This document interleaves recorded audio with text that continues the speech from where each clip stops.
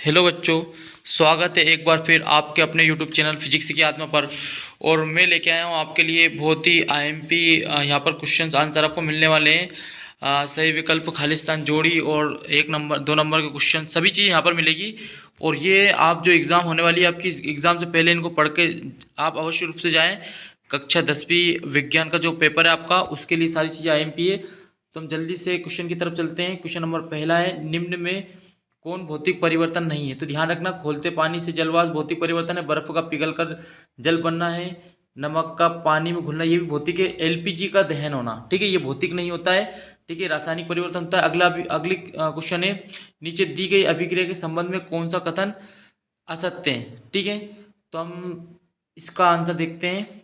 तो पहला है यहाँ पर, तो आप देख लीजिए, 2 PbO सॉलिड और कार्बन सॉलिड से यहाँ पर 2 Pb यानी कि लेड बनता है, प्लस CO2 गैस बनती है। तो यहाँ सीसा अपचयित हो रहा है, कार्बन डाइऑक्साइड अपचयित हो रही है, कार्बन अपचयित हो रही है, लेड ऑक्साइड अपचयित हो रही है। तो यहाँ पर पहला और दूसरा आंसर, पहला और दूसरा जो आंसर राइट, यानी कि सीसा अपचयित हो रहा है। सीसा जो होता है आपका लेड, वो अपचयित हो रहा है। अपचयित होना मतलब ऑक्सीजन का निकलना, अपचयन हो रहा है। और सेकंड पॉइंट यहाँ पर कार्बन डाइऑक्साइड अपचयित हो रही है, उपचयित हो रही है। कार्बन डाइऑक्साइड क्या होती है? उपचयित हो रही है। उपचयित का मतलब होता है ऑक्सीजन का जुड़ जाना, ठीक है, कार्बन ऑक्सीजन जुड़ रही है। ठीक है, अगले क्वेश्चन की तरफ हम बढ़ते हैं, जो कि आपका अगला क्वेश्चन है, संयोजन, सॉरी यहाँ पर Fe2O3 और 2Al से Al2O3 प्लस 2Fe बन रहा है। तो ऊपर दी गई अभिक्रिया किस प्रकार की है? तो ये जो अभिक्रिया है आपको यहाँ पर दिखाई दे रहा होगा कि यहाँ पर एल्यूमिनियम के द्वारा आयरन का यहाँ पर क्या हो रहा है? विस्थापन हो रहा है। तो यहाँ पर विस्थापन अभिक्रिया होगी, तो ये इसका राइट आंसर विस्थापन, ठीक है। फिर अगले क्वेश्चन की तरफ हम बढ़ते हैं। तो जो अगला क्वेश्चन है आपका, देखिए क्वेश्चन नंबर 4 है आपका। क्वेश्चन नंबर 4 यहाँ पर लोह चूर्ण पर तनु हाइड्रोक्लोरिक अम्ल डालने से क्या होता है? तो लोहे के चूर्ण पर यदि हम तनु हाइड्रोक्लोरिक अम्ल डालेंगे तो हम पर हाइड्रोजन गैस और आयरन क्लोराइड बनता है, ठीक है, ध्यान रखना। हाइड्रोजन गैस निकलेगी जब भी हम किसी भी धातु पर, यहाँ पर ACl हाइड्रोक्लोरिक अम्ल यानी कि ACl होता है आपका, ठीक है, डालते तब ऐसा होता है। फिर अगला क्वेश्चन है आपका, ठीक है, उपयुक्त अभिक्रिया है। तो उपयुक्त अभिक्रिया क्या है?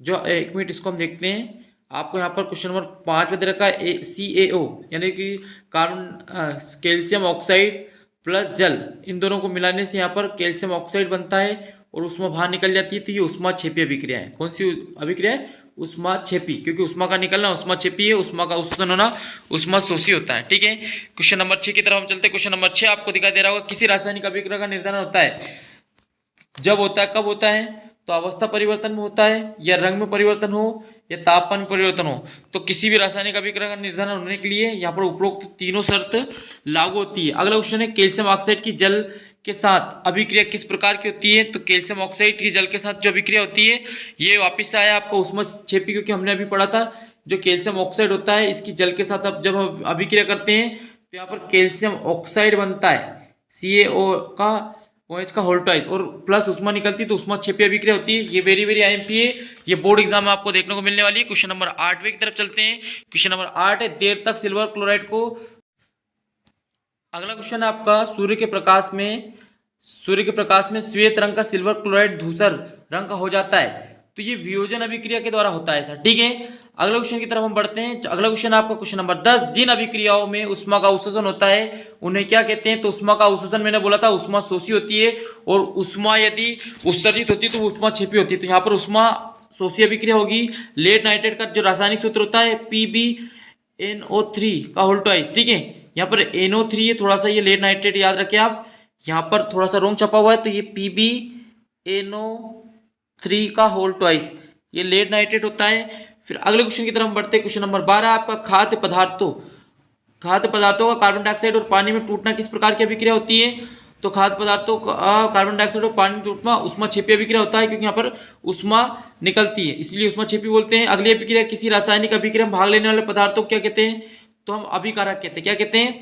अभिकारक। अगला क्वेश्चन है क्वेश्चन नंबर 14, इसमें देखिए कैल्शियम कार्बोनेट उष्मा की उपस्थिति में वियोजित होकर देता है, तो क्या देता है? तो कैल्शियम ऑक्साइड एवं कार्बन डाइऑक्साइड देता है। जल के विद्युत अपघटन पर मुक्त हाइड्रोजन एवं ऑक्सीजन गैस प्रतिशत कितना था? तो 2:1। याद रखना आपको, जल के विद्युत अपघटन पर, जब जल का विद्युत अपघटन करते हैं तो यहाँ पर जो हाइड्रोजन और ऑक्सीजन निकलती है तो उनका अनुपात, हाइड्रोजन यहाँ पर 2 अनुपात होता है और ऑक्सीजन का 1 अनुपात होता है। क्वेश्चन नंबर अगला देखिए, क्वेश्चन नंबर 16, H2 का योग, H2 का योग एवं O2 का हास क्या कहलाता है? ये अपचयन होता है, क्योंकि हमें याद रखना है जब भी H2 अपचयन अभिक्रिया में क्या होता है, हाइड्रोजन गैस आकर जुड़ती है और ऑक्सीजन गैस का निकलना होता है, ठीक है, ये अपचयन होती है। और इसी प्रकार उपचयन अभिक्रिया की हम बात करते हैं, उपचयन में क्या होता है, ऑक्सीजन का जुड़ना होता है और हाइड्रोजन का निकलना होता है। कौन सी रासायनिक अभिक्रिया में बनने वाले पदार्थों को कहते हैं, मतलब किसी रासायनिक अभिक्रिया में जो पदार्थ बनता है उसको हम क्या कहते हैं, तो उसको हम कहते हैं उत्पाद कहते हैं, ठीक है, क्या कहते हैं, उत्पाद। अगला क्वेश्चन देखते हैं, रिक्त स्थान है यहाँ पर, ठीक है। दीवारों पर सफेदी करने के 2-3 दिन बाद दीवारों पर चमक आ जाती है, तो कैल्शियम कार्बोनेट के निर्माण के कारण ऐसा होता है, कैल्शियम कार्बोनेट बन जाता है वहां पर, ठीक है। इसके बाद संगमरमर का रासायनिक सूत्र है CaO3, कैल्शियम ऑक्साइड, ये चौक का सूत्र भी होता है, ठीक है। सफेदी चमक जो होती है वो CaCO3 होता है, ठीक है। किसी रासायनिक समीकरण में अभिकारकों को हमेशा समीकरण के बाईं ओर लिखा जाता है, ठीक है। अभिकारकों को बाईं तरफ, यानी कि इधर, जैसे फॉर एग्जांपल हम एक अभिक्रिया की यदि बात करें तो इधर की तरफ जो होगा वो अभिकारक और इधर की तरफ जो होगा वो उत्पाद होगा, ठीक है। बिना बुझे चूने का सूत्र होता है कैल्शियम ऑक्साइड, इसमें यदि मैं जल मिला दूंगा तो वो बुझा हुआ चूना बन जाएगा कैल्शियम हाइड्रोक्साइड, ठीक है। तो बिना बुझे का चूना जब सूत्र आए बिना बुझे हुए चूने का, तो आपको कैल्शियम ऑक्साइड लिखना है, और बुझे चूने का यदि पूछ ले तो CaOH का होल ट्वाइस, ये वाला आपको लिखना है, जो उष्माक्षेपीय अभिक्रिया का उदाहरण होता है। वे अभिक्रियाएं जिनमें उष्मा का अवशोषण होता है, उष्मा शोषी अभिक्रिया, ठीक है बच्चों, ये बहुत बार आ रहा है, तो ध्यान रखना, आपको क्वेश्चन एग्जाम में पूछा सकता है। वे अभिक्रिया जिनमें अभिकारकों के बीच आयनों का आदान प्रदान होता है, द्विविस्थापन अभिक्रिया को कहा जाता है, ठीक है। अगली अभिक्रिया की तरफ बढ़ते हैं। किसी रासायनिक अभिक्रिया का प्रतीकात्मक निरूपण क्या कहलाता है, तो रासायनिक समीकरण कहलाता है। वे अभिक्रिया जिनमें उत्पाद के निर्माण के साथ साथ उष्मा भी उत्पन्न होती है, तो उष्माक्षेपी अभिक्रिया, ठीक है।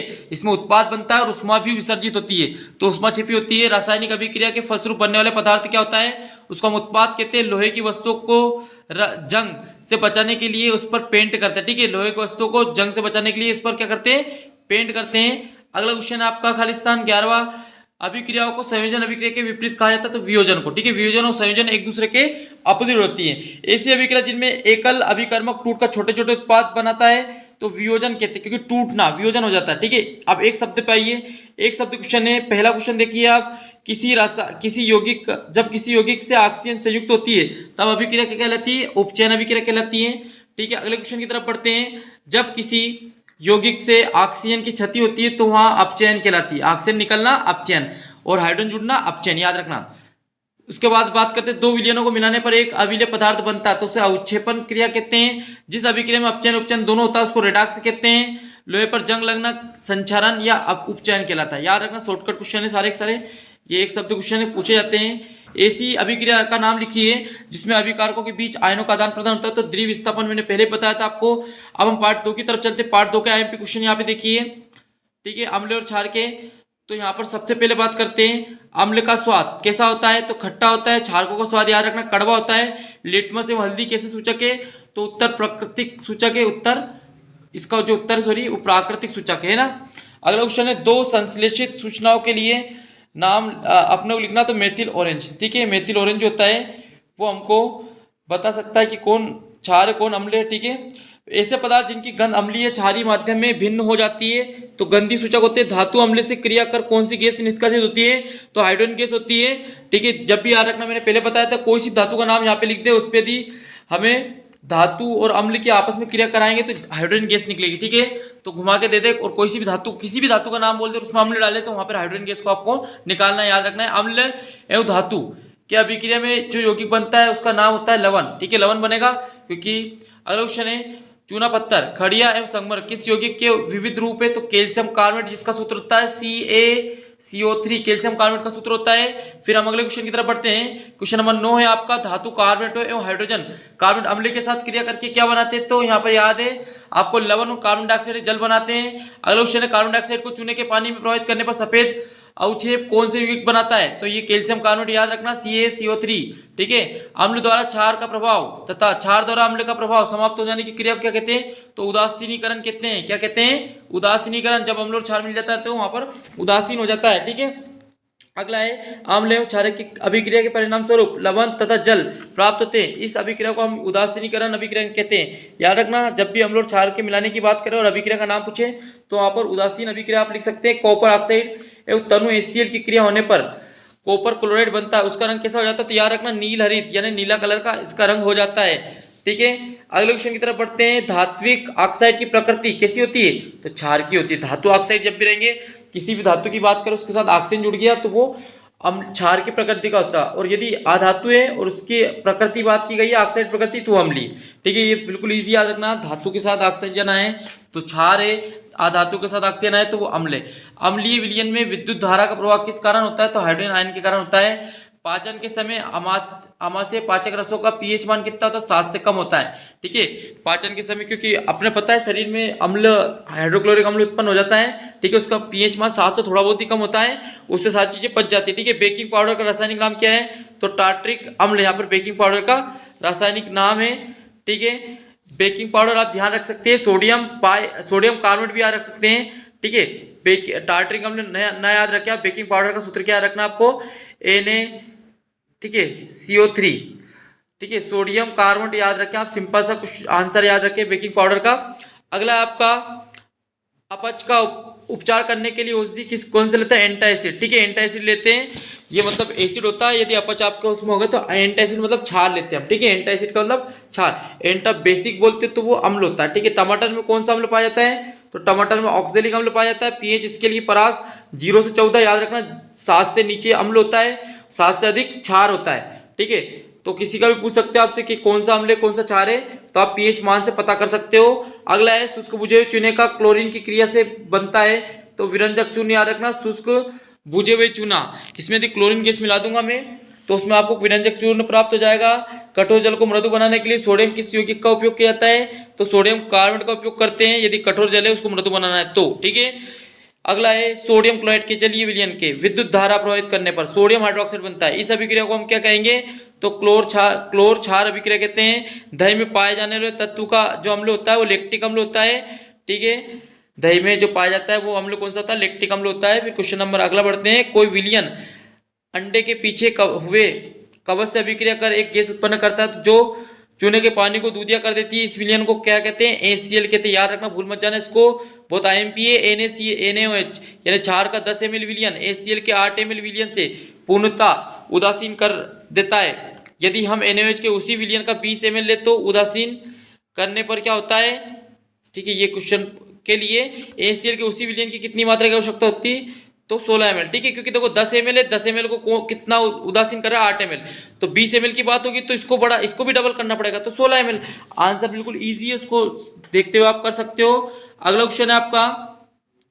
ठीक है, अगले क्वेश्चन की तरफ बढ़ते हैं। खेत और पाव रोटी बनाने में किस पदार्थ का उपयोग होता है, तो बेकिंग सोडा। ठीक है, बेकिंग सोडा। अगला क्वेश्चन है आपका। टूटी हड्डियों को जोड़ने के लिए प्लास्टर चढ़ाते समय किस पदार्थ का उपयोग करते हैं, तो प्लास्टर ऑफ पेरिस।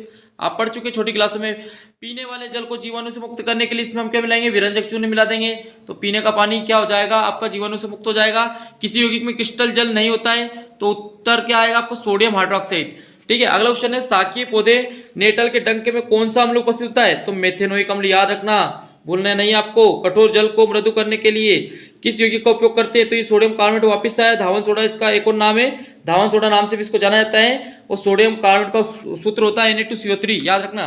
अगला है अम्लीय वर्षा का पीएच मान। अम्लीय वर्षा का पीएच मान कितना होता है, तो 5.6। ये वेरी IMP है, अम्लीय वर्षा का पीएच मान। अगला क्वेश्चन है आपका। सोडियम कार्बोनेट का सामान्य सूत्र क्या होता है, तो खाने का जो सोडा होता है, खाने का सोडा बेकिंग सोडा या baking soda sorry.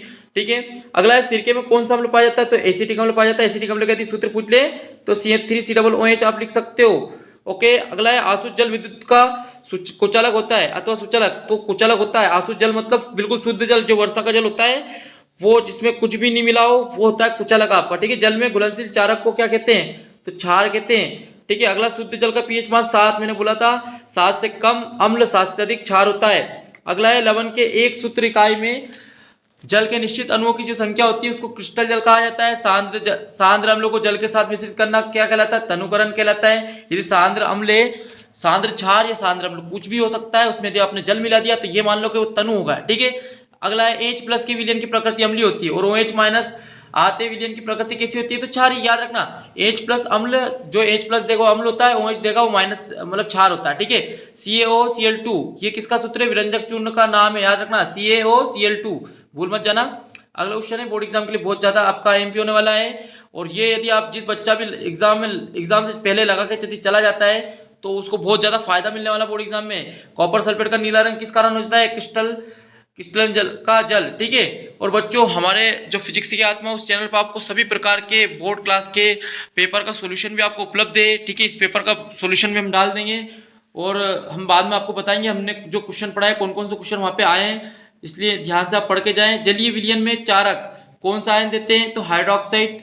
OH minus ion gypsum पर उष्मा के प्रभाव का रासायनिक समीकरण लिखना है। तो देखो इसको थोड़ा सा आप देख ले, जिप्सम का सूत्र लिखना है, उस पर उष्मा का प्रभाव लगाना है, यानी कि जिप्सम को आप जब गर्म कर दोगे तो उसमें कुछ जल के अणु कम हो जाएंगे तो वो प्लास्टर ऑफ पेरिस बन जाएगा, ठीक है। इस अभिक्रिया को मैंने पढ़ाया था आपको, ठीक है। बेकिंग पाउडर का संगठन लिखना, तो बेकिंग पाउडर में क्या होता है? बेकिंग सोडा, टार्टरिक अम्ल होता है। जिप्सम में कितने अणु क्रिस्टल का जल होता है? तो 2 अणु। जिप्सम जो होता है उसमें 2H2 आता है ना आपका, calcium sulphate plus into 2H2, तो वो होता है आपके 2 अणु होते हैं। फिर अगला क्वेश्चन आपका सोडा अम्ल, अग्निशामक में सोडियम के किस यौगिक का उपयोग होता है? तो सोडियम हाइड्रोजन कार्बोनेट। अगला है सोडियम क्लोराइड के जलीय विलयन की प्रकृति उदासीन होती है, ठीक है। उसके क्योंकि सोडियम क्लोराइड क्या आपका लवण होता है, इसलिए उसकी उदासीन प्रकृति होगी। और सोडियम हाइड्रोक्साइड पूछते हैं तो क्षार बोलते हैं हम, ठीक है। धावन सोडा का उपयोग होता है ना, तो घरों में साफ सफाई के लिए करते हैं, सिंपल है।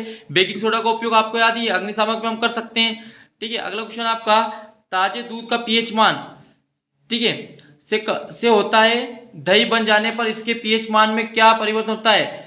तो ताजे दूध का जो पीएच मान होता है वो, और जब ये दही बन जाएगा तो ये उसका उत्तर क्या हो जाएगा? 6 से कम हो जाएगा। ताजे दूध का तो पीएच मान आपको होता है 7 के लगभग होता है, ठीक है। क्रिस्टलन का जल किसे कहते हैं? तो लवण के एक सूत्र इकाई में जल के निश्चित अणुओं की जो संख्या होती है उसको क्रिस्टलन जल कहते हैं। उदासीनीकरण की उष्माक्षेपी क्यों होती है? क्योंकि इसमें क्या होता है, इस क्रिया में उष्मा उत्पन्न हो जाती है, इसलिए इसमें उष्माक्षेपी होती है। ताजे दूध का पीएच मान वापस वही पूछ लिया, ठीक है, तो हम इसको रिपीट नहीं करेंगे, आगे बढ़ते हैं। अगला क्वेश्चन है क्षार एवं क्षारक में क्या अंतर है? तो पानी में घुलनशील क्षारक को क्षार कहते हैं, ठीक है। अगला क्वेश्चन देखते हैं हम। अगला अध्याय आ गया आपका धातु अधातु, ठीक है। यहाँ से क्वेश्चन आते हैं आपके। तो पहला क्वेश्चन है आपका, शुद्ध रूप में धातु की चमक होती है, धातु के इस गुणधर्म को क्या कहते हैं? तो धात्विक चमक कहते हैं, ठीक है। कुछ धातु को पीट कर पतली चादर बनाया जाता है तो ये होता है आघातवर्धनीयता, ठीक है। सबसे अधिक आघातवर्धनीय धातु क्या होती है? सोना चांदी, जिसको पीटने पर आवाज होती है वो आघातवर्धनीय, आघात करने पे वर्धनीय यानी कि आवाज आना। धातु के पतले तार के रूप में खींचने की क्षमता को क्या कहते हैं? उसको तन्यता कहते हैं। किसी चीज को खींचेंगे तार को तो तन्यता कहलाएगी। सबसे अधिक तन्य जो धातु जिसको खींचा जा सकता है, सोना। आपको पता होगा, आपके बुक में भी पढ़ा होगा आपने कि 1 ग्राम जो आपके सोना होता है उससे हम कितने किलोमीटर की लाइन खींच सकते हैं? 2 किलोमीटर का तार खींच सकते हैं लगभग। अगर पड़ा कौन सी धातु उष्मा एवं विद्युत की सबसे अच्छी चालक होती है? तो सिल्वर याद रखना। सेकंड पे कॉपर है आपका। कौन सी धातु उष्मा की कुचालक होती है? तो जैसे लेड मरकरी, ये धातुएं जो उष्मा की कुचालक होती है। धातुएं कठोर सतह से टकराने पर आवाज उत्पन्न करती है तो उसको हम धात्विक या सोनोरस कहते हैं, ठीक है। क्या कहते हैं इसको? धात्विक ध्वनिक कह सकते हैं इसको, ध्वनिक या सोनोरस कह सकते हैं।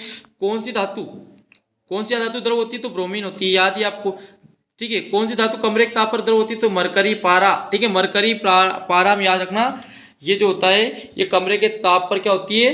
ये द्रव अवस्था पाई जाती है। कौन सी धातु को चाकू से काटा जा सकता है? सोडियम को काटा जा सकता है, ठीक है। सबसे अधिक कठोर पदार्थ का नाम हीरा, याद रखना।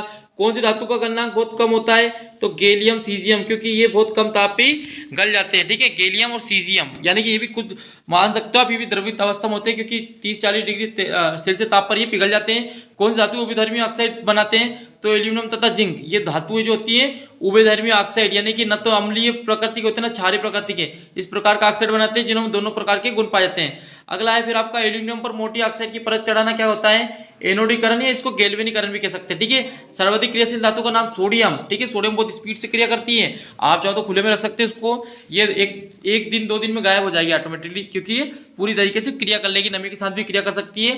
धातु जल के साथ अभिक्रिया करके क्या प्रदान करती है? तो हाइड्रोजन गैस करती है। धातु ऑक्साइड जल में घुलकर क्या प्रदान करते हैं? तो हाइड्रोक्साइड करते हैं। अगला क्वेश्चन है आपका क्वेश्चन नंबर 19वां, जल के साथ कैल्शियम की अभिक्रिया होने पर कैल्शियम जल की सतह पर तैरना क्यों प्रारंभ कर देता है? तो इसमें आंसर है आपका हाइड्रोजन गैस के बुलबुले कैल्शियम की सतह पर चिपक जाते हैं तथा कैल्शियम तैरना प्रारंभ कर देता है। याद रखना, कौन सी धातु भाप के साथ क्रिया नहीं करती? तो जैसे लेड, कॉपर, सिल्वर, गोल्ड, ये सारी जो धातुएं होती है ये भाप के साथ क्रिया नहीं कर पाएगी, इसलिए आपने देखा होगा कि ये जमीन में गड़ जाते तब भी ऐसा कैसे ही निकल जाते हैं, ठीक है। कौन से अम्ल के साथ धातु हाइड्रोजन गैस उत्पन्न करती है?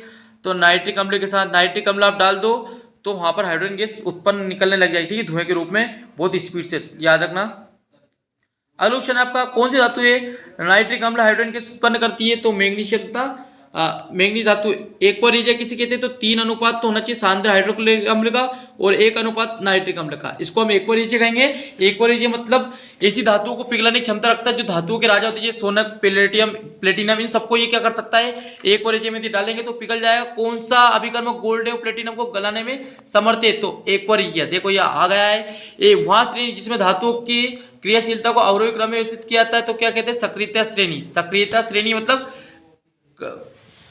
कम से अधिकता की ओर जाना, ठीक है, कम क्रियाशील से अधिकता की ओर जाना, सक्रियता श्रेणी। कॉपर तथा आयरन में कौन सी धातु अधिक अभिक्रियाशील होती है? तो आयरन, ठीक है, आयरन ज्यादा अभिक्रियाशील होती है कॉपर के मुकाबले। सर्वाधिक क्रियाशील धातु का नाम बताना आपको, पोटेशियम, सोडियम, याद रखना, ये बहुत स्पीड से क्रिया करती है। आयनिक यौगिकों को किस नाम से जाना जाता है? तो विद्युत संयोजी यौगिक भी कह सकते हैं हम, ठीक है, मैग्नीशियम क्लोराइड, ठीक है, और सोडियम क्लोराइड में किस प्रकार के बंध पाए जाते हैं? तो आयनिक और विद्युत संयोजी बंध पाए जाते हैं, दोनों प्रकार के बंध पाए जाते हैं, याद रखना, बहुत बहुत आईएमपी क्वेश्चन है ये। अगला क्वेश्चन नंबर 30 है, आयनिक यौगिकों का गलनांक उच्च होता है, क्यों होता है? तो आयनों के मध्य स्थिर विद्युत आकर्षण बल पाया जाता है, इस कारण ये इनका गलनांक उच्च होता है। इस गलनांक को तोड़ने वाले, इसको तोड़ने के लिए अधिक ऊर्जा की आवश्यकता होती है, ध्यान रखना। पृथ्वी की भूपर्पट्टी में प्राकृतिक रूप में पाए जाने वाले तत्व यौगिक को क्या कहते हैं? तो खनिज कहते हैं, ठीक है। खनिजों में कोई विशेष धातु काफी मात्रा में होता है जिसे निकालना लाभकारी होता है, इन खनिजों को उसका क्या कहा जाएगा? अयस्क, ठीक है। जैसे जितनी भी धातु होती है उनको अयस्क से प्राप्त किया जाता है, क्योंकि अयस्क मतलब मिट्टी, धूल सब मिक्स होता है उसमें, और उसमें जो सबसे ज्यादा मात्रा में होती है जो धातु को निकाला जाता है, तो वो उस धातु का अयस्क कहलाया जाएगा। पृथ्वी के खनिज, अयस्क, मिट्टी, रेत आदि जिससे कई अशुद्धियां होती है उन्हें क्या कहा जाता है? तो उन्हें गैंग कहा जाता है। ये वेरी वेरी आईएमपी स्टार लगाना इसमें। अगले क्वेश्चन की तरफ बढ़ते हैं। तो अगला क्वेश्चन जो आपको दिखा दे रहा है, सल्फाइड अयस्क को वायु की उपस्थिति में अधिक ताप पर गर्म करने पर या ऑक्साइड में परिवर्तित हो जाता है, इस अभिक्रिया को कहा जाता है भर्जन कहा जाता है। कार्बन डाइऑक्साइड को सीमित वायु में अधिक ताप पर गर्म करने से यह ऑक्साइड में परिवर्तित हो जाता है, इस प्रक्रिया को कहते हैं तो निस्तापन कहा जाता है। सक्रियता श्रेणी में सबसे ऊपर उपस्थित धातु का निष्कासन किस विधि द्वारा किया जाता है? तो विद्युत अपघटनी विधि द्वारा किया जाता है।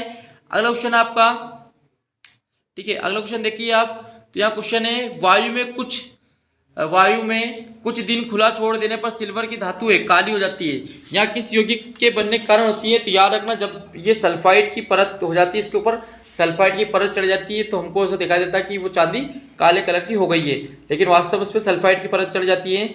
लंबे समय तक आर्द्र वायु में रहने पर लोहे पर भूरे रंग की जो पपड़ी जमती है उसको क्या कहा जाता है? तो उसको जंग कह देते हैं। जंग लगता है ना, तो उस पर भूरे कलर की पपड़ी जमना होता है, ठीक है। कॉपर वायु में उपस्थित आर्द्र कार्बन डाइऑक्साइड के साथ अभिक्रिया करता है तथा इस पर हरे रंग की परत चढ़ जाती है, यहाँ हरा रंग क्या कहलाता है? तो ये कॉपर कार्बोनेट कहलाता है, ठीक है, बेसिक कॉपर कार्बोनेट कहलाता है। अगले क्वेश्चन की तरफ बढ़ते हैं, क्वेश्चन नंबर 40 देखते हैं हम। संचरण से सुरक्षा तत्व लोहे इस्पात को जंग से सुरक्षित रखने के लिए जो विधि का प्रयोग किया जाता है वो पेंट करके या तेल लगाकर हम उसको संचारित से बचा सकते हैं, जंग लगने से बचा सकते हैं। लोहे एवं इस्पात को जंग से सुरक्षित रखने के लिए उन पर जस्ते की परत चढ़ाने की विधि को हम क्या कहते हैं? तो यसद लेपन, यसद लेपन बोल सकते हो इसको, यह हम बोल सकते हैं इसको गैल्वेनीकरण, ठीक है। अगला है, दो से अधिक धातुओं के समांगी मिश्रण क्या कहते हैं? तो मिश्र धातु कहते हैं। पारा जो धातु होते हैं, इस मिश्र धातु क्या कहते हैं? तो अमलगम, यानी कि हम किसी भी धातु को जब पारे के साथ मिलाया जाता है तो वो अमलगम बन जाता है, ठीक है, उसी धातु का अमलगम कह सकते हैं उसको। कौन सी धातु विद्युत तारों की परस्पर वेल्डिंग के लिए उपयोग की जाती है? जब हम वेल्डिंग करते हैं तो उसमें आपको याद होना चाहिए सोल्डर, शीशा और टिन की मिश्र धातु, यानी कि शीशा और टिन की दोनों को मिला दे तो हम यहाँ पर वेल्डिंग वाला काम कर सकते हैं। तांबा एवं जस्ते की मिश्र धातु क्या कहते हैं? तो पीतल, याद रखना, वेरी वेरी आईएमपी है। तांबा एवं टिन मिश्र धातु है तो कांसा का, ठीक है। कौन सा युगल विस्थापन अभिक्रिया प्रदर्शित करता है? तो आपको याद रखना, विलियन एवं सीयू धातु, ठीक है, किसी प्रकार का विलियन और सीयू धातु हम मिला दें तो वहां पर विस्थापन अभिक्रिया आपको देखने को मिल जाएगी। लोहे के फ्राइंग पैन, ठीक है, जो फ्राइंग पैन को जंग से बचाने के लिए निम्न से कौन सी विधि उपयोग करते हैं? तो जिंक की परत चढ़ा दो आप, ठीक है। लोहे पर जब भी हम जिंक की परत चढ़ाएंगे तो उसको गैल्वेनीकरण कहेंगे, और उससे क्या होगा कि जो लोहा जो रहेगा उस पर जंग नहीं लगेगी, ठीक है। कोई धातु ऑक्सीजन के साथ अभिक्रिया कर उच्च गलनांक वाला यौगिक निर्मित करती है, यह यौगिक जल में विलय यह तत्व क्या हो सकता है? तो कैल्शियम, याद रखना आपको। खाद्य पदार्थ के डिब्बों पर जिंक की बजाय टिन का लेप क्यों करते हैं हम? तो याद रखना, जो टिन होता है वो जिंक के मुकाबले अधिक क्रियाशील होता है, ठीक है, अधिक क्रियाशील होता है, इसलिए इसका लेप हम करते हैं, ठीक है। अगला जो आपका अध्याय 5 है, जैव प्रक्रम ठीक है, यहाँ भी आईएमपी क्वेश्चन दिए गए सारे के सारे एग्जाम में आपके आने वाले हैं। ठीक है, हमने बहुत कम समय में 4 पार्ट कवर कर दिए आपके लिए, तो आप अगला पार्ट भी देखिए जल्दी से स्पीड से। पादप में जाइलम उत्तरदायी है, तो जल का वहन करने के लिए, याद रखना जाइलम जो होता है जल का वहन करता है, जल को बहाने का काम करता है। पत्तियों में गैसों का आदान प्रदान कहाँ होता है, तो रंध्र में होता है। ठीक है, आपने पढ़ा है बिल्कुल इसी तरीके से। रक्त का कौन सा अवयव घायल स्थान से रक्त स्राव के मार्गों को रक्त का थक्का बनाकर अवरुद्ध करता है, तो प्लेटलेट्स होती है। ठीक है, वेरी वेरी आईएमपी क्वेश्चन। हृदय से रक्त रुधिर को संपूर्ण शरीर में पंप किया जाता है, तो नीले द्वारा। ठीक है, आपने पढ़ा होगा ना, नीले भाई नीले अंता नीले, उससे संबंधित क्वेश्चन है। ईसीजी का पूरा नाम, तो इलेक्ट्रोकार्डियोग्राफ, याद रखना कार्डियोग्राफ इसका फुल नाम होता है। ठीक है, मैग्नीशियम पाया जाता है। ठीक है, ये थोड़ा सा मिसप्रिंट है, मैग्नीशियम है तो क्लोरोफिल में मैग्नीशियम पाया जाता है। इसको ऐसा भी पूछ सकते हैं कि क्लोरोफिल में कौन सी धातु पाई जाती है, तो आपको मैग्नीशियम लगाना है। ठीक है, निम्नलिखित में से किसे कोशिका का ऊर्जा मुद्रा के रूप में जाना जाता है, तो एटीपी। ठीक है, एटीपी पौधों में श्वसन क्रिया के अंतर्गत एडीपी के टूटने से कितनी ऊर्जा मुक्त होती है, तो 3.5। ये फिक्स याद रख जाना, ये पूछा जा सकता है एग्जाम में। प्रकाश संश्लेषण क्रिया में ऑक्सीजन बाहर निकलता है, तो जल से निकलता है। स्वपोषी पोषण के लिए आवश्यक है, तो CO2 क्लोरोफिल सूर्य का प्रकाश। स्वपोषी जो पोषण होता है तो CO2 चाहिए, उसको क्लोरोफिल रिएक्शन होना चाहिए, सूर्य का प्रकाश मिलना चाहिए। ऑक्सीजन है तो हार्मोन है, यहाँ पर द्विखंड होता है तो अमीबा में होता है। द्विखंड क्या होता है, अमीबा में, यानी कि 2 रूपों में टूट जाता है अमीबा, उसके बाद भी एक नया जीव बन जाता है। ठीक है, अगले क्वेश्चन की तरफ हम बढ़ते हैं। इथाइल एल्कोहल या एथिल एल्कोहल किस प्रकार के श्वसन में बनता है, तो अवयवी में बनता है। फिर यकृत से निम्न में से कौन सा रस निकलता है, तो पित्त रस निकलता है, ये आपने पढ़ा है, वेरी आईएमपी है। प्रकाश संश्लेषण अधिकतर हरे पौधों में होता है। हरे पौधे क्या कहलाते हैं, तो उत्पादक कहलाते हैं। इनमें सामान्यतः किसका उपयोग कोशिका द्वारा ऊर्जा उत्पादन के लिए होता है, तो ग्लूकोज का होता है, वेरी वेरी आईएमपी। मनुष्य में सांस लेने और छोड़ने की जो क्रिया होती है उसको श्वासोच्छ्वास कहते हैं। क्या कहते हैं, श्वासोच्छ्वास, याद रखना। फिर निश्वास द्वारा निकली वायु में रहती है CO2, यानी कि जब वायु को बाहर निकालते हैं निश्वास कहते हैं उसको। ठीक है, तो उसमें CO2 गैस बाहर निकलती है। अगला क्वेश्चन है, प्रकृति में ऑक्सीजन का संतुलन कैसे बना रहता है, तो प्रकाश संश्लेषण क्रिया चलती रहती है, उससे वायु में जो प्रकृति होती है उसमें ऑक्सीजन का संतुलन बना हुआ है। रक्त में इनमें किसकी उपस्थिति के कारण लाल दिखता है, तो हीमोग्लोबिन, याद रखना, हीमोग्लोबिन से रक्त में लाल दिखाई देता है। इनमें कौन सा प्रकाश संश्लेषण अंग है या अंगक बोल सकते हैं, तो हरित लवक होता है। वायुमंडल में CO2 याद है आपको 0.03% होता है। ग्रहणी भाग कौन सा होता है, जो जहां हर चीज ग्रहण होती है तो छोटी हाथ होती है। हरे पौधों में पोषण की विधि क्या कहलाती है, तो स्वपोषण कहलाती है, याद रखना है। अमीबा कैसा होता है, तो प्राणी संभोजी। ठीक है, ये प्राणी संभोजी होता है। लार में कौन सा एंजाइम पाया जाता है, तो एमाइलेज, याद रखना, बहुत ज्यादा एमपी क्वेश्चन है लार वाला क्वेश्चन। ठीक है, वसा का पाचन किसके द्वारा होता है, तो लाइपेज के द्वारा। मनुष्य में पाचन क्रिया कहाँ आरंभ होती है, तो मुख से पाचन क्रिया स्टार्ट होने लग जाती है। किस पाचक रस के प्रभाव से आमाशय में दूध का थक्का सा जम जाता है, तो रेनिन के कारण, वेरी वेरी आईएमपी है। मानव हृदय में कितने कोष्ठ होते हैं, तो 4। मानव हृदय का औसत प्रकुंचन दाब है लगभग तो 120 mmHg। ठीक है, पौधों में वाष्पोत्सर्जन किस भाग में होता है, तो पत्ता में होता है वाष्पोत्सर्जन, यानी कि वाष्प निकलती है तो पत्ते के द्वारा। मनुष्य का हृदय प्रति मिनट कितनी बार धड़कता है, तो 72 बार। मस्तिष्क उत्तरदायी है तो किसके लिए है, तो यहाँ पर ऑप्शन नहीं मिलेंगे आपको। ठीक है, मस्तिष्क जो होती है बहुत सारी क्रियाओं के लिए उत्तरदायी होता है, तो आपको सभी लगा के आना है। ठीक है, ये आपको संतुलन करने का काम भी कर सकता है, बैलेंसिंग सब चीजों के लिए। मनुष्य में रुधिर क्षमता है, तो बोमेन संपुट में क्षमता है। प्रत्येक गुर्दे में कितने नेफ्रॉन होते हैं, तो ये हमने पढ़ा था लाइव क्लास में, लगभग 1,30,000। ठीक है, पादप अपशिष्ट, ठीक है, अपशिष्ट संचित रहते तो पत्तियों में, छाल में, ठीक है, कोशिकीय रिक्तिकाओं में। ये पेड़ पौधों की बात हम कर रहे हैं, और जीव, छोटे जो जीव रहते हैं, मतलब पेड़ पौधे जो रहते हैं उनमें पत्तियों में ये अपशिष्ट जो रहते हैं छाल में यहाँ पर अटैच रहते हैं। मनुष्य में कौन उत्सर्जी अंग नहीं है, तो अग्ना से उत्सर्जी नहीं होते हैं। ठीक है, बाकी बहुत सारी उत्सर्जी चीजें होती है। ठीक है, उसके बाद डायलिसिस मशीन द्वारा रक्त के शुद्धिकरण की क्रिया क्या कहलाती है, तो हीमोडायलिसिस कहते हैं। ठीक है, हीमोडायलिसिस बोल सकते हैं इसको सिंपल लैंग्वेज में। सामान्यतः ग्लोमेरुलर फिल्ट्रेट में निम्नलिखित में से कौन सा उपस्थित नहीं होता है, तो एल्ब्यूमिन नहीं होता। ठीक है बच्चों, इसमें क्या कि ऑप्शन डायरेक्ट नहीं दिए क्योंकि आपका कम समय, इसलिए कम समय में हम ज्यादा आपको रिवीजन करवा रहे हैं, तो थोड़ा सा हम स्पीडली चल रहे हैं। आप चाहो तो आप स्पीड स्लो कर सकते हो, या जिन बच्चों को क्वेश्चन याद है वो स्पीड तेज भी कर सकता है, ताकि कम समय में ज्यादा पढ़ सके, अच्छी चीज समझ सके। ठीक है, जीवों के शरीर में उपापचयी क्रियाओं के फलस्वरूप उत्पन्न अपशिष्ट पदार्थों का निष्कासन क्या कहलाता है, तो उत्सर्जन कहलाता है। वक्र की भीतरी नतोदर सतह जहां से वक्र धमनी वक्र में प्रवेश करती है तथा वक्र सिरा बाहर निकलती है को क्या कहते हैं, तो हाइलम कहते हैं। निम्नलिखित में से कौन प्रोटीन है अमीनो अम्ल के विखंडन से बनता है, तो यूरिक अम्ल बनता है और अमोनिया यूरिया बनता है। याद रखना है, यूरिया रक्त में कहां प्रवेश करता है, तो यकृत से प्रवेश करता है। वक्र किस जैव प्रक्रम का हिस्सा, तो उत्सर्जन का है। रेजिन किस पौधे का उत्सर्जी पदार्थ है, तो चीड़ का है। आपको याद रखना है ये सारी चीजें, और आधी चीजें तो आपको पहले से पढ़ाई जा चुकी है। अगला क्वेश्चन है आपका, क्वेश्चन नंबर आपका 48वां है, पादप अवशिष्ट संचित रहते हैं तो सभी पत्तियों में, छाल में, तो ये भी पढ़ लिया हमने। मनुष्य में वक्र संबंधित है तो उत्सर्जन, ठीक है, उत्सर्जन से होता है। फिर निम्न में कौन उत्सर्जी अंग है, तो वक्र होता है, ठीक है, वक्र से उत्सर्जन का काम करता है। भूल मत जाना, किस ग्रंथि के कारण त्वचा एक उत्सर्जी अंग है, तो श्वेत के कारण होता है। मनुष्य में कार्बन डाइऑक्साइड का उत्सर्जन किससे होता है, तो फेफड़ों से होता है, ठीक है, फेफड़ों के द्वारा ऑक्सीजन आती है और इससे उत्सर्जन CO2 का निकल होता है, ठीक है। अगला क्वेश्चन है आपका, क्वेश्चन नंबर 53 है, निम्नलिखित में से कौन सा पदार्थ अमोनिया के साथ मिलकर यूरिया बनाता है, तो यहाँ पर ऑक्सीजन बनाता है, ठीक है। पराग नलिका का बीजांड की ओर वृद्धि करना किस प्रकार का अनुवर्तन है, तो रसायन अनुवर्तन है। प्रकाश संश्लेषण किस के लिए आवश्यक नहीं है, तो ऑक्सीजन नहीं है, ठीक है, ऑक्सीजन नहीं होती, CO2 होती है, आपको पता होगा। प्रकाश संश्लेषण के लिए क्लोरोफिल होना जरूरी होता है, सूर्य प्रकाश होना जरूरी होता है, ठीक है। पत्ती की सतह पर पाए जाने वाले छिद्र को कहते हैं, तो स्टोमेटा, ठीक है, ये याद रख लेना, आपको स्टार लगा लो इस पे। फिर अगला क्वेश्चन आपको, प्रकाश संश्लेषण की क्रिया पौधे के किस भाग से होती है, तो पत्ती से शुरू होती है, याद है आपको, और पत्ती से होती है क्योंकि हरी पत्तियों, जिस पौधे में हरी पत्तियां होती है उसका प्रकाश संश्लेषण का कार्य बहुत स्पीड से होता है। आहार नली का वह भाग जहाँ कोई पाचन क्रिया नहीं होती, तो ग्रशिका होती है। अमाशय में पाए जाते हैं, तो HCl पाया जाता है, श्लेष्मा पाया जाता है, प्रोटीन पाचक एंजाइम पाए जाते हैं, ठीक है। आहार नली का सबसे लंबा भाग होता है, तो छोटी आंत, ठीक है। सूक्ष्म रोग का कार्य क्या होता है, सतही क्षेत्रफल को बढ़ाना। भोजन का श्वसन क्रिया क्या है, तो ऊष्माक्षेपी होता है, ठीक है, ऊष्माक्षेपी होता है, ठीक है। तो बच्चों अभी हमारे पास और भी क्वेश्चन है, तो ये सारे क्वेश्चन मैं अगले वीडियो में आपको उपलब्ध कराऊंगा, आप देख सकते हैं। अभी हमारे पास बहुत सारे IMP क्वेश्चन है, क्योंकि एक वीडियो को हम ज्यादा लंबा नहीं कर सकते, क्योंकि हमें पता है बच्चे इसमें बोर भी हो जाते हैं, ठीक है। तो जो बच्चा है ये क्वेश्चन से देख रहे हैं, चाहे तो यहाँ से स्क्रीनशॉट ले सकते हैं, मैंने थोड़ा सा आपको स्क्रॉल कर दिया। चैप्टर 5 की वीडियो, चैप्टर 5 तक हमने IMP क्वेश्चन आपको अवेलेबल करवा दिए हैं। इसके आगे के भी क्वेश्चन, यदि बच्चों को ये वीडियो अच्छा लगता है और अभी कमेंट कर देंगे, तो अभी ही थोड़ी देर बाद हम अगला वीडियो भी आपके लिए उपलब्ध करवा देंगे, ठीक है। तो इस वीडियो को आप एक बार सही से देख ले एग्जाम से पहले, ठीक है। और आगे के एग्जामों के लिए भी ये वीडियो आपके लिए बहुत IMP होने वाला है, ठीक है।